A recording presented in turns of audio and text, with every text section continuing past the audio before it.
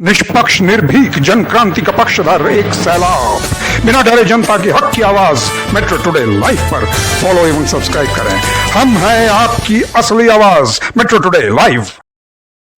नमस्कार, मैं हूं सुशी शंकर विग और आप मेरे साथ देख रहे हैं आपका अपना बढ़ता हुआ चैनल मेट्रो टुडे लाइव।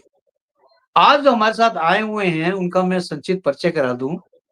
ये हैं आरती पारिक, प्रिंसिपल हैं एट नोका स्कूल। आरती जी, आपका बहुत बहुत स्वागत है मेट्रो टुडे लाइव में। हृदय से आपका भी अभिनंदन है सर कि इस मंच पे आपने हमें बुलाया और कुछ शब्दों के लिए चुना गया।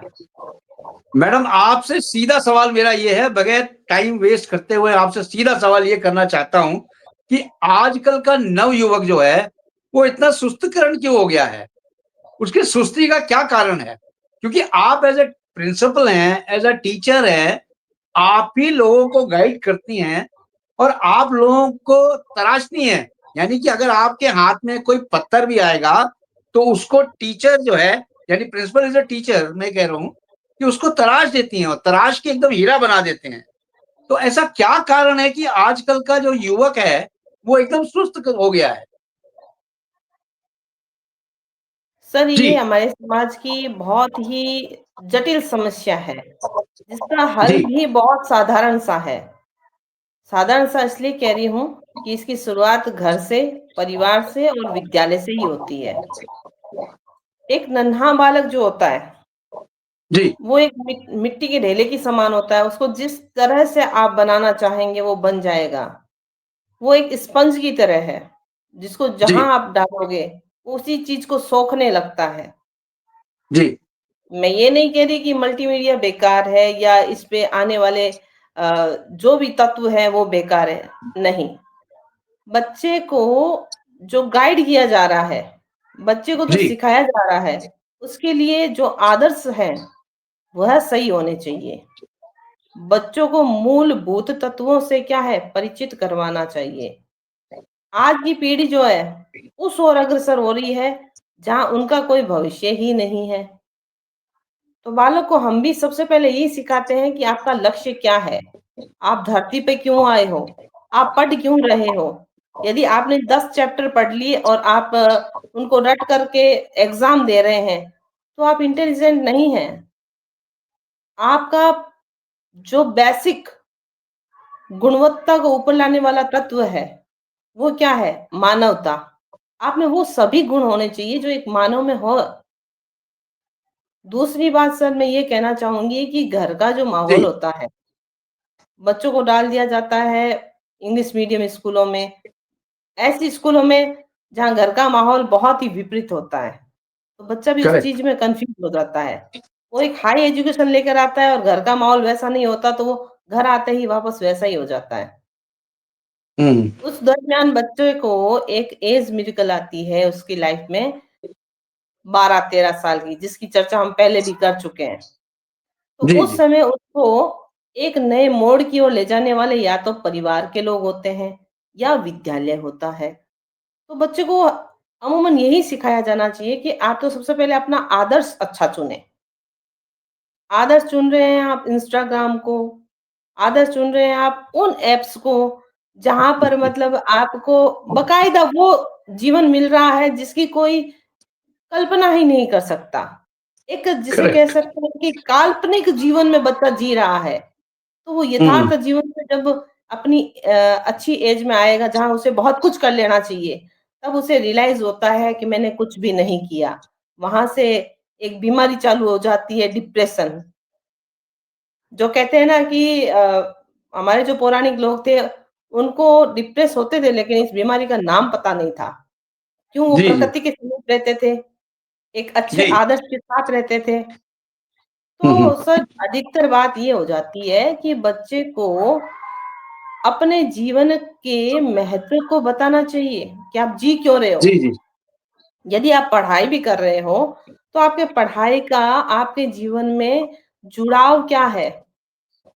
अब बच्चा इंग्लिश मीडियम में जा रहा है और वहाँ पर बच्चा घर आकर के अपनी देसी लैंग्वेज में बोल रहा है। तो उसका जुड़ाव जो स्कूल में अच्छा हो रहा है, घर आते ही उसका बेसिक खत्म हो रहा है। वातावरण यदि दोनों तरफ एक जैसा चले, तो बच्चा परिपक्व होने में मतलब ज्यादा अधिक देर नहीं लगाएगा। और हम्म। एक चीज आती है सर, बच्चों को अधिक से अधिक किताबों से जोड़ा जाए। जो चीजें मीडिया लेकिन पर मिल रही है वो किताबों से जोड़ा जाए, तो मेरे ख्याल से बच्चों में रुचि का जो एक लगाव का दौर है वो अधिक रहेगा। मैडम यहाँ से थोड़ा मैं आपसे मुताफिक नहीं होऊंगा, क्योंकि देखिए हर माता पिता ये अपने बच्चों के हाथ में एक एंड्रॉइड फोन दे दिया है, क्योंकि ये एंड्रॉइड फोन जो है वो उसको बहुत काम आ रहा है। किताबें भी उसको इसके अंदर ही मिल जाती हैं। जो किताबों का कंटेंट है वो भी एंड्रॉइड फोन के अंदर है, यानी हर चीज उसको एक जगह मिलती है। और आप देखें तो जितने भी छोटे से लेके बड़ा, आप जो भी तकवा बोल रही हैं, 12 से 13 साल या उसके ऊपर या उसके नीचे, हर बच्चे के हाथ में मोबाइल है।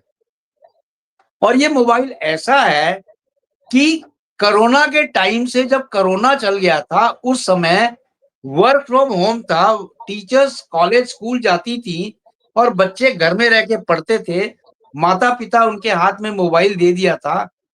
उस समय से ये बीमारी चली आ रही है और ये बच्चे सारे एडिक्ट हो चुके हैं। और आप जैसा कह रही हैं किताबों के लिए, हम आपके लिए किताबें तो ठीक है, हम आप तो किताबें पढ़ सकते हैं, लेकिन आज का नवयुवक जो है वो शायद ही किताब को हाथ लगाए या शायद ही किताब की तरफ मुताफिक हो। आपका इसमें क्या राय है, आप बताएं। सर बात वही है कि हर इंसान में एक जागरूकता और एक लगाव, एक रोचकता और एक उत्सुकता का तत्व रहता है अंदर। जी, यदि बालक को रुझान एक तरफ कर दिया जाए तो बच्चा 100% उस रुझान की ओर दौड़ता है। तो ये बिल्कुल सही है। जो पौधा है, इसका जो बीज है और इसको खेती करने वाले हैं वो पेरेंट्स और विद्यालय ही है। अगर बिल्कुल यहाँ सही। पर विद्यालय पूर्ण रूप से समर्पित होकर के कार्य कर रहा है तो वहां पर एक दायित्व घर पर माता पिता का भी बनता है। जैसे जी, बच्चों को ये चीजें सर ऐसे नवयुवक बनने से पहले की है कि जब बच्चा छोटा होता है ना तभी से उसको ऐसी रोचक किताबों की ओर अग्रसर कर देना चाहिए कि वो धीरे धीरे एक के बाद एक पॉइंट ढूंढता रहे कि ये ऐसा कैसे हो गया, क्यों हो गया, करेक्ट। कब हो गया, किसने किया, कैसे किया। आज बच्चों को नाम दे दिया जाए, राजगुरु, बिस्मिल, भगत सिंह, चंद्रशेखर, तो वो वहां पर परिचित होने की बजाय कहेगा ये कौन है, जबकि जी, ये पहली पीढ़ी है, ये पहला स्टेप है क्रांतिकारियों का, जहाँ से स्टार्टिंग होती है। अब बच्चों को ये कह दिया जाए कि लियो टॉल्स्टॉय कौन थे, तो वो बहुत दूर की बात है। कृष्णमूर्ति के बारे में कह दिया जाए, श्री रमन महर्षि के बारे में कह दिया जाए, तो इनके बारे में जानना तो सर बहुत दूर की बात है। ये नाम सुने नहीं जाते दूर दूर तक। क्यों? करेक्ट। मैं ये नहीं कह रही कि मल्टीमीडिया गलत है सर, बच्चों के हाथ में जी, फोन जी, गलत है। गलत ये नहीं है सर कि आज भी मोबाइल की स्क्रीन में ऐसा कोई सॉफ्टवेयर नहीं डाल रखा कि गलत आ रहा है, नहीं, गलत चूज किया जा रहा है और गलत देखा जा रहा है। करेक्ट। तो सबसे बड़ा जो व्यू पॉइंट निकल के आता है वो ये है कि बच्चों के लिए सबसे पहले तो आदर्श अच्छा ही गाइड किया जाए, ताकि बच्चा उसको देखकर ही आगे बढ़ता है। जैसा कि मैंने आपको पहले ही कहा कि वो एक मिट्टी का पुतला टाइप का ही समझ लीजिए, जिसको जैसा हम बना देंगे वो वैसा ही बन जाएगा। एक स्पंज की जी, तरह है, तो जैसा ज्ञान विज्ञान हम डालेंगे वो वैसा ही चलेगा। तो आज जी, का जो नवयुवक है उसकी रोचकता ऐसे तत्वों पर है जिनका कोई मोल नहीं है। वो एक कल्पना की दुनिया में अपनी एक दुनिया बना लेता है। ये सबसे करेक्ट। बड़ी विडंबना है सर। जी, जी, आज अगर किताबों की बात भी करें ना सर, तो किताबों के अंदर आप देखेंगे क्लासिकली और जो फॉन्ट साइज है वो बढ़ा दिया गया है। एक छोटा बच्चा जब जी, पढ़ नहीं पाता है तो फॉन्ट साइज बढ़ा दिया जाता है और जो लाइनिंग में स्पेस होता है वो ज्यादा दे दिया जाता है, ताकि बच्चा आराम से जी, पढ़ सके। यही बात यदि जी, जी, युवाओं के साथ हो रही है तो फिर हो क्या रहा है? क्या वो आंखों से कमजोर है? नहीं, वो दिमाग से कमजोर हो रहा है। और धीरे धीरे आप देख रहे हैं कि युवा पीढ़ी की जो आईक्यू है वो दर बदर स्तर उसका गिरता ही जा रहा है। तो सबसे बड़ी समस्या का कारण यही होता है कि यदि माता-पिता हाथ में मोबाइल दे, तो उसकी बजाय किताब दे। बच्चों को जहाँ तक हो सकता है वे खेल खिलवाएँ, जो हमारे पौराणिक रूप से खेले जा रहे हैं। आज बच्चा मोबाइल में गेम खेल के खुश हो जाता है, लेकिन उसे पता नहीं है कबड्डी, खो-खो, ये जो पौराणिक गेम जो तार्किक गेम होते थे, वो बच्चा खेलना तो दूर, उसे देखना ही पसंद नहीं है, वो वेस्ट ऑफ टाइम कहता है उसे। तो करेक्ट। बच्चों को स्टार्टिंग से सूर्य उदय होने से पूर्व जागृत करने के लिए मोटिवेट किया जाए, रात को जल्दी सोने के लिए मोटिवेट किया जाए। ये एक बहुत मेहनत वाली चीज़ है सर, जिसको करने के जी, लिए दोनों पक्ष उत्तरदायी है, माता-पिता भी जी। और विद्यालय भी। विद्यालय में भी अक्सर आरती जी। मुझे जी, हाँ, जी, कहिए। बोले, बोले, बोले। विद्यालय में भी अक्सर सर ये होता है कि बच्चों को ये कहा जाता है, ये आपका कोर्स कंप्लीट हो गया, अब आपको याद करना है। जी, इसके अलावा भी बच्चों को ये चीज़ें सिखाई जानी चाहिए, जो नैतिकता की ओर अग्रसर करती है। जी।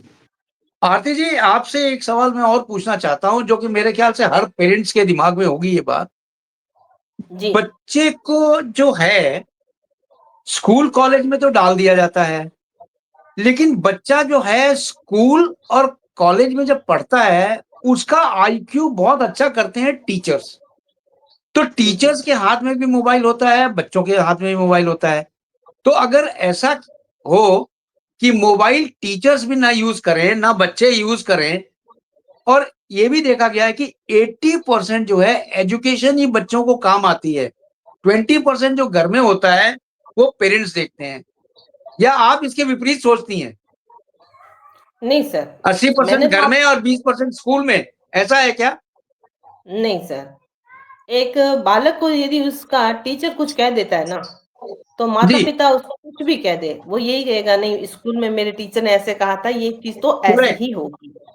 बिल्कुल तो सही सर कहा मेरा आपने, तो बिल्कुल सही कहा, हाँ, मेरा मानना बिल्कुल सही कहा। यही है, जैसा कि मैंने पहले अपने शब्दों में एक बात कही थी कि बच्चों जी, को आदर्श अच्छा पकड़ा देना चाहिए और बच्चों को शुरू से ही एक चीज़ सिखानी चाहिए कि वास्तव में एजुकेशन चीज़ क्या है।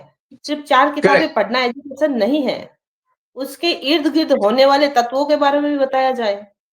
जी, जी। कथा, कहानी अक्सर स्कूलों में जैसे कह दिया जाता है कि आप बच्चों को कहानियाँ नहीं सुनाएँ, सिर्फ़ टॉपिक पे बात करें। मैं इस चीज़ के लिए हुँ, सर कभी एग्री नहीं हूँ। जब भी बच्चों को करेक्ट। कोई चीज़ पढ़ाएँ, तो उसके अंदर बच्चों को कहानी ज़रूर सुनाएँ, ताकि जी, उस जी। कहानी के बदले उस पाठ में होने वाली सारी चीज़ें उस बच्चे को यूँ ही याद हो जाएगी। वो कहते हैं ना कि करेक्ट। चीज़ें जब सुन कर के जब हम किसी चीज़ को सुनते हैं, तो जल्दी सीखा करते हैं। जी, जी। और अभी आपने बहुत आरती जी। सुंदर बात कही जी, कि टीचर्स मोबाइल यूज़ करते हैं, जी, जी। तो ये बिल्कुल भी ठीक चीज़ नहीं है सर, क्योंकि बच्चों के सामने जैसा हम आदर्श बन के खड़े रहेंगे, वो हमें ही फ़ॉलो करेंगे और हमें ही कॉपी करेंगे सर, करेक्ट। तो फिर जी, शिकायत कैसी? जी, जी। आरती जी, ये भी देखा गया है कि बच्चे जो स्कूल से सीख के आते हैं, उसको अपना आदर्श मानते हैं, और जो घर में बिल्कुल, सिखाया जाता है, उसको वो प्लस माइनस कर सकते हैं। लेकिन जैसा कि आप बोल रहे हैं, आपने बिल्कुल सही बोला है कि स्कूल में अगर टीचर ने बोल दिया कि ये काम करना है, तो बच्चे करते हैं, क्योंकि टीचर्स को ही आदर्श मानते हैं बच्चे अपना। जी। तो क्या टीचर्स की ऐसी ज़िम्मेवारी नहीं होती है कि बच्चों को अच्छी तरह से तराशे, और अगर बच्चे नहीं तराशे जाते तो उनके माता-पिता को बुला के काउंसलिंग करें बच्चों की? क्योंकि आप देखिए, अभी भी आपने देखा होगा, कुछ कुछ समय ही होंगे पीछे स्कूल कॉलेजेस में, मतलब चाकू भी लोग लेके जाते हैं, शार्पनेस चीज़ लेके जाते हैं, जो ज़रा-सी चीज़ पे लड़ाई करते हैं और निकाल लेते हैं। मतलब आप ये देखिए कि स्कूल कॉलेज में भी सेफ नहीं है बच्चा। जी, सर घूम फिर के बात एक ही जगह आती है, जब जी तक बोले। चीज़ें व्यवस्थित नहीं होगी, मैंने आपसे पहले ही कहा था कि हमें हमारे वेदों की ओर लौटना पड़ेगा, उन चीज़ों से जुड़ना ही पड़ेगा। बात ये थी कि बच्चों में आज उग्रता क्यों है? बच्चों में आज इतना जी, जी। क्रोध क्यों है?